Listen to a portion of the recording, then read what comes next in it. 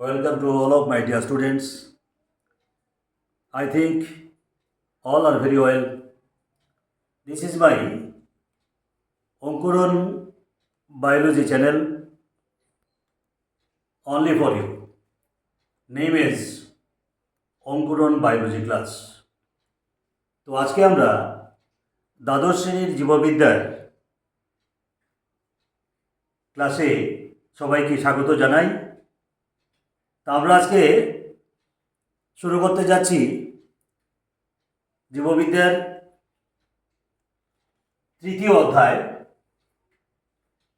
আমরা জানি প্রত্যেকটা জীবের তার জীবন প্রক্রিয়া লাইফ প্রসেস সম্পন্ন করার জন্য একটা প্রধান যে প্রক্রিয়াটা সেটাকে আমরা বলি কি জনন বা রিপ্রোডাকশন। তো আমাদের আজকের যে বিষয়বস্তুটা সেটা আছে কি মানব জনন বা হিউম্যান রিপ্রোডাকশন।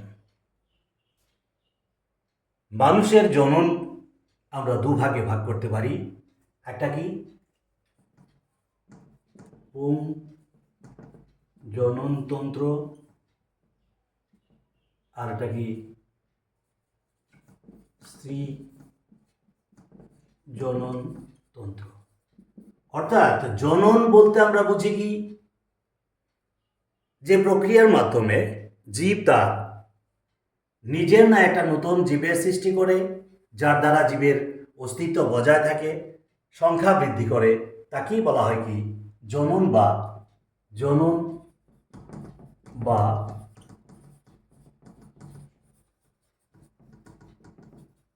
রিপ্রোডাকশন। আর এই জননটা সম্পন্ন করার জন্য একটা নির্দিষ্ট তন্ত্রের প্রয়োজন হয়, যেটাকে বলা হয় কি পুং জননতন্ত্র। এবং এই জননতন্ত্রটাকে আমরা দুই ভাগে ভাগ করি। একটা পুং রিপ্রোডাক্টিভ সিস্টেম অর্থাৎ মেল রিপ্রোডাক্টিভ সিস্টেম, আর একটা বলা হয় ফিমেল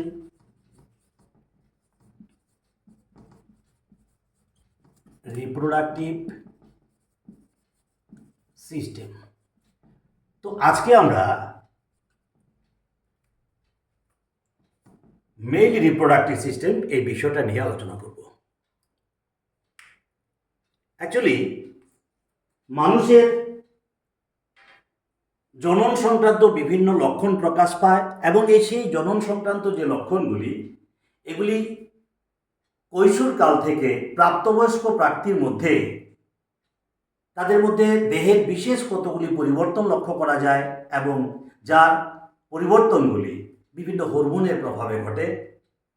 এবং এই যে সময়কালটা, যে সময় তাদের মধ্যে এই পরিবর্তনটা লক্ষ্য করা যায়, এটাকে আমরা এক কথায় বলি পিউবার্টি বলতে পারি, এডোলেসেন্স পিরিয়ড বলতে পারি, বয়স সন্ধিকাল বলতে পারি। যেটা পুরুষের ক্ষেত্রে শুরু হয় 10 থেকে 15 বছরের মধ্যে এবং স্ত্রীদের ক্ষেত্রে শুরু হয় 9 থেকে 14 বছরের মধ্যে। এবং এই সময় তাদের মধ্যে বিভিন্ন পরিবর্তনগুলি লক্ষ্য করা যায়। আমরা যেহেতু আজকে পুংজননতন্ত্র নিয়ে পড়ব, তো পুরুষের মধ্যে এই সময় কী কী পরিবর্তনগুলি লক্ষ্য করা যায় যদি আমরা বলি, তাদের একটা পুরুষালী ভাব প্রকাশ পায়, দেহের বৃদ্ধি ঘটে, পেশির বৃদ্ধি ঘটে, জননতন্ত্রগুলির বৃদ্ধি ঘটে। এই সময় তাদের মধ্যে বীর্যক্ষরণ শুরু হয়, দেহের বিভিন্ন অংশে রোমের আবির্ভাব ঘটে, এরকম বিভিন্ন লক্ষণগুলি তার প্রকাশ পায়। এবং সেটা সম্ভব হয় ওই তাদের যে রিপ্রোডাক্টিভ সিস্টেমের প্রভাবে। তো যেই মেইল রিপ্রোডাক্টিভ সিস্টেমটা সম্পর্কে আমরা আজকে পড়ব, তো আমাদের প্রশ্ন থাকে অনেক সময় যে পুংজননতন্ত্রের বিভিন্ন অংশগুলি চিত্রের সাহায্যে দেখাও। তো এই চিত্রের সাহায্যে দেখাতে গেলে আমরা যদি বলি যে প্রথমে জানি আমরা পুংজননতন্ত্রের অর্থাৎ মেইল রিপ্রোডাক্টিভ সিস্টেমের বিভিন্ন অংশগুলি কি কি আছে।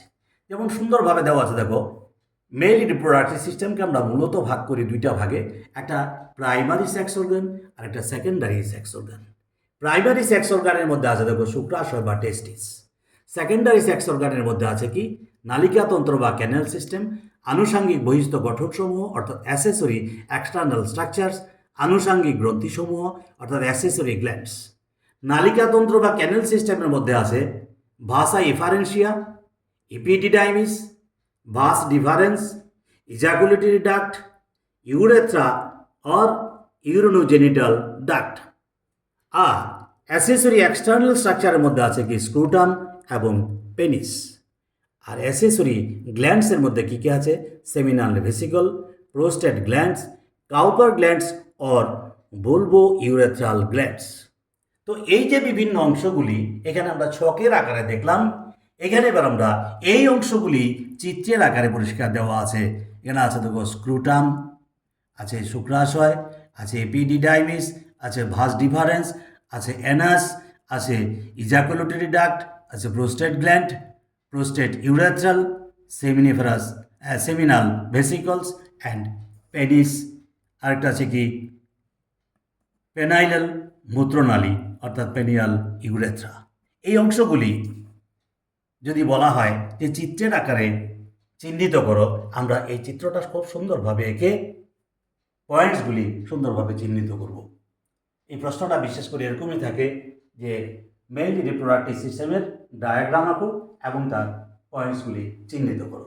আমরা যদি এবার এটাকে একটা আমাদের যে মডেলের আকারে যদি দেখাই, দেখো হুবহু এই ছবিটাই আমি এখানে মডেলের আকারে তোমাদের দেখানোর চেষ্টা করছি। দেখো আছে এই জায়গাটা পেনিস আছে, এখানে পেনিয়াল ইউরেথ্রা আছে, যেখানে মূত্রনালীটা আছে এই জায়গাতে। তারপরে কি আছে? স্ক্রুটাম আছে, স্ক্রুটাম আছে কি টেস্টিস আছে, এপিডিডাইমিস, তারপর আছে কি পায়ুছিদ্র আছে, এখানে অ্যানাস আছে এখানে, তারপর আছে নিক্ষেপণ নালী আছে, তারপর আছে প্রোস্টেট গ্ল্যান্ড আছে এখানে, প্রোস্টেট গ্ল্যান্ড, হ্যাঁ এইভাবে আছে সেমিনাল ভেসিকল, তারপর আছে এই যে প্রোস্টেটিক ইউরেথ্রা আছে। এই বিভিন্ন অংশগুলি এই ছবির মধ্যে আমরা পরিষ্কার দেখিয়ে দিয়েছি।